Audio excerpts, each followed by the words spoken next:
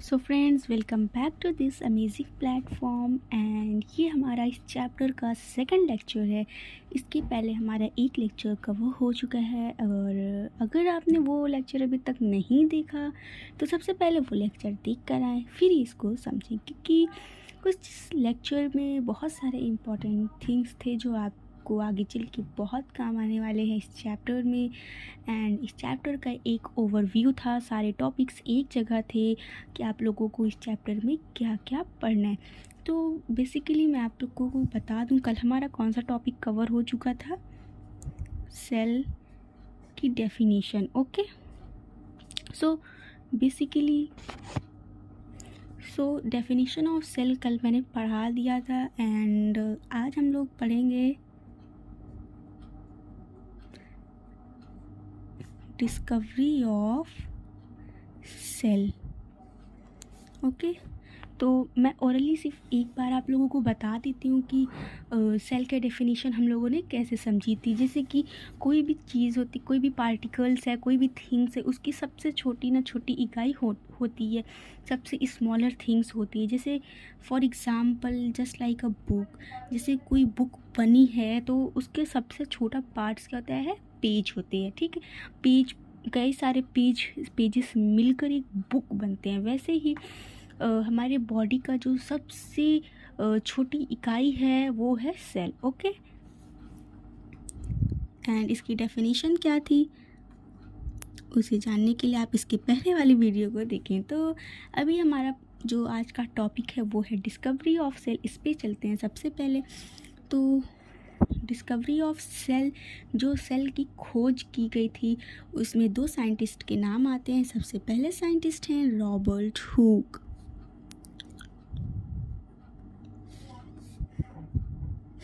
and second one is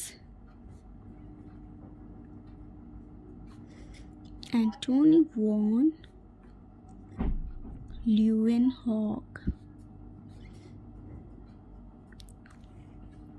okay, इसमें जो है दो साइंटिस्ट के नाम क्यों आते हैं? सबसे पहले साइंटिस्ट जो खोज किए थे वो थे रॉबर्ट हुक, और जिस सेल की उन्होंने खोज की थी उन्होंने अपने बुक जो लिखी थी उसमें इसके बारे में बताया था, और उनके बुक का नाम था माइक्रोग्राफी।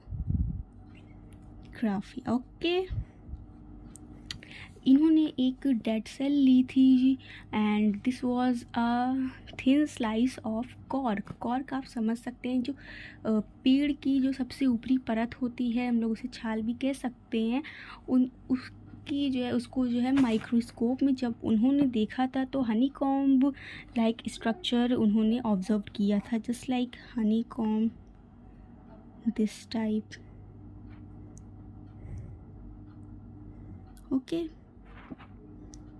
जब उन्होंने माइक्रोस्कोप में देखा तो ऐसा स्ट्रक्चर उन्हें मिला था उस सेल का। ठीक है, बट वो क्या था? एक डेड सेल था। बाद में जब एंटोनी वॉन लीवेनहॉक ने किया, that was living cell.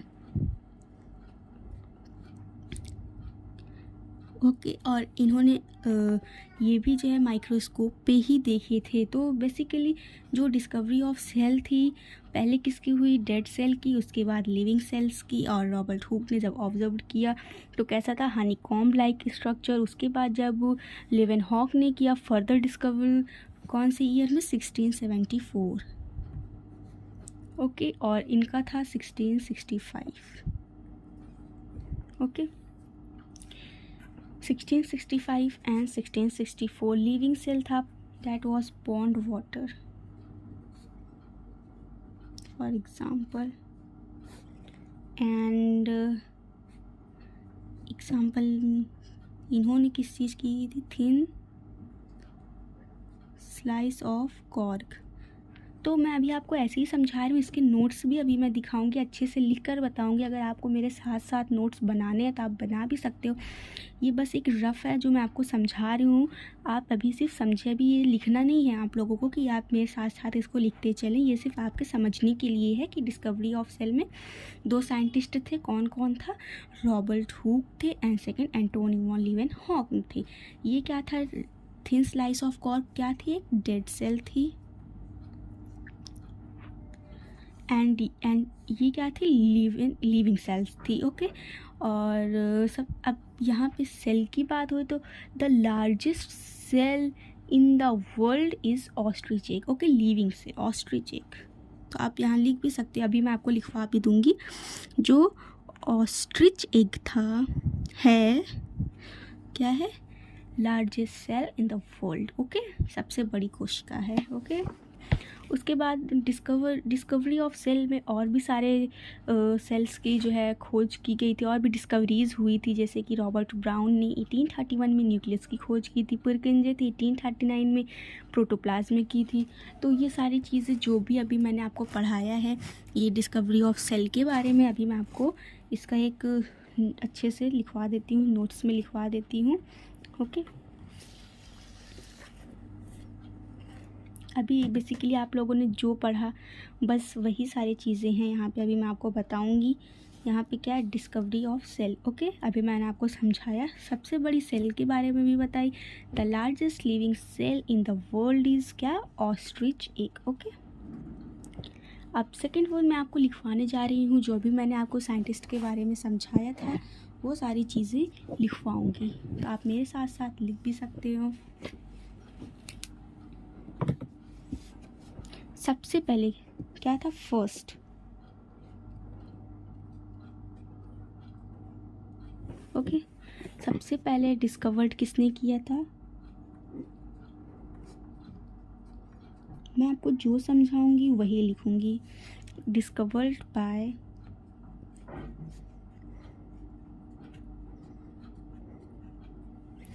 Robert Hooke. कौन से ईयर में किया था, 1665। और कहाँ पे इसे मेंशन किया था, इन हिज बुक। बुक का नाम क्या था, अभी अभी जस्ट बताया मैंने,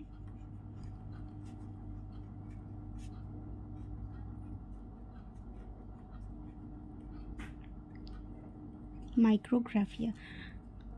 और मैंने क्या बताया, thin slice of cork, examined thin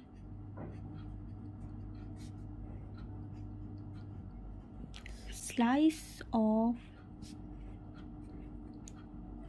cork under a microscope. मैंने क्या बताया था, माइक्रोस्कोप के माइक्रोस्कोप में देखा था। Okay,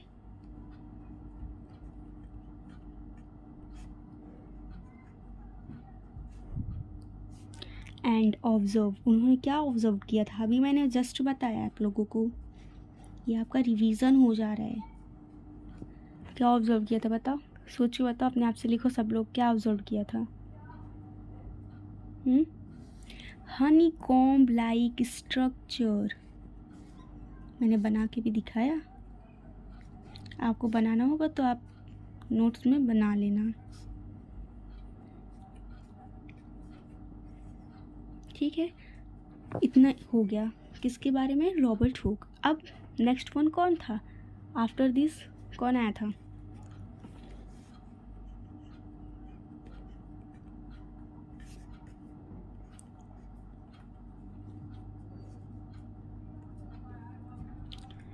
Antony von.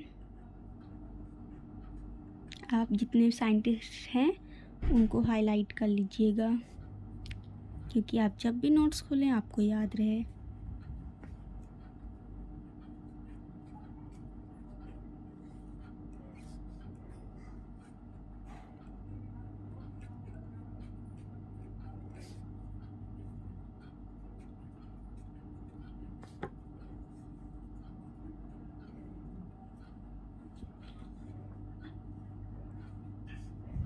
कौन सी ईयर में की थी बताओ, जस्ट अभी मैंने बताया आप लोगों को, कमेंट में ज़रूर बताइएगा जो जो मैंने पूछा। 1674 of free living cells in pond water.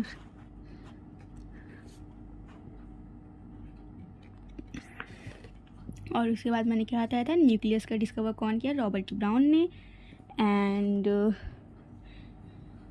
Protoplasm की किसने की थी, परकिंजे ने, इन 1831 एंड 1839. उसके बाद हम लोग बात करेंगे सेल थ्योरी की. ओके, सेल थ्योरी में मेनली किनका नेम आता है, मैथियास लाइडेन का, थियोडर स्वान का एंड रुडोल्फ विर्चॉ का. ओके, सो बेसिकली जो 3 साइंटिस्ट थे वो जो थे उनका अलग अलग जो था प्रिंसिपल था, अलग अलग प्रिंसिपल को प्रपोज किया था. फिर बाद में वही जो उन्होंने दिया था वही बाद में उन सेल थ्योरी का प्रिंसिपल बन गया था.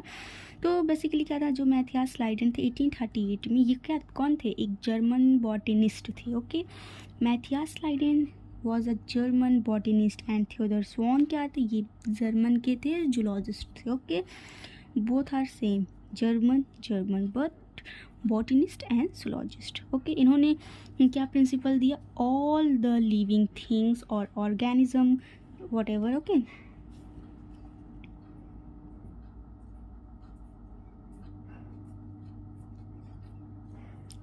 Okay, things are composed of one और मोर सेल्स. जितनी भी लिविंग ऑर्गेनिज्म हैं वो कैसे बनी होती हैं, एक या उनसे ज़्यादा सेल से. एक सेल्स यानी यूनिसेलुलर, मोर सेल्स यानी मल्टी सेलुलर. ओके, और उन्होंने क्या बताया, cell is the basic unit of life. उसके बाद आए रुडोल्फ विर्चॉ का इन 1855. वो कौन थे, वो भी जर्मन के ही थे, पैथोलॉजिस्ट थे. उन्होंने अपनी खुद की एक सेल थ्योरी दी, एक्सपैंड द सेल थ्योरी. उन्होंने क्या बोला, ओमनी सेलुलर ई सेलुलर, दिस लाइन. ओके, इन्होंने ये बताया. इसका मतलब क्या होता है, all the cells are arise from pre existing cell. Okay, जितनी भी सेल होती हैं वो पुरानी सेल से ही अराइज होती हैं. ओके, उन्होंने ये बताया, पहले वाली सेल से अराइज होती हैं.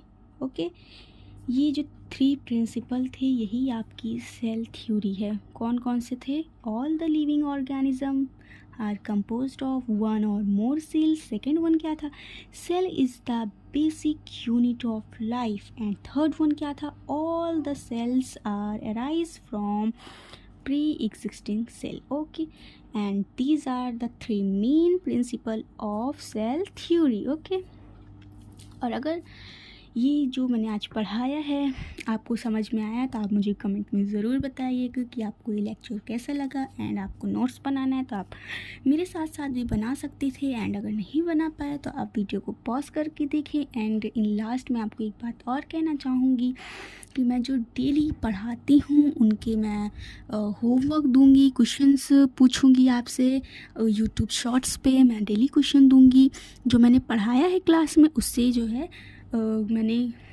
क्वेश्चन बनाऊंगी एंड उस पर आपसे क्वेश्चन पूछूंगी. एंड अगर आप ये लेक्चर देख ही रहोगे तो आपको उसका आंसर बहुत इजी लगने वाला है, और अगर आप लेक्चर नहीं देख ही रहे तो आपको बहुत कठिन लगने वाला है. ओके, तो अगर आप ये लेक्चर अटेंड कर रहे हो तो वो शॉर्ट पे जाके वो क्वेश्चन ज़रूर अटेम्प्ट करें और देखिए आपसे हो पा रहा है या नहीं. ओके, एंड आई होप आपको आज की वीडियो बहुत हेल्पफुल रही हो आपके लिए एंड आपको बहुत पसंद आई हो. एंड अगर आपको पसंद आई है तो आप वीडियो को लाइक ज़रूर करें, शेयर करें एंड चैनल को हमारे सब्सक्राइब करना बिल्कुल भी ना भूलें. Bye bye.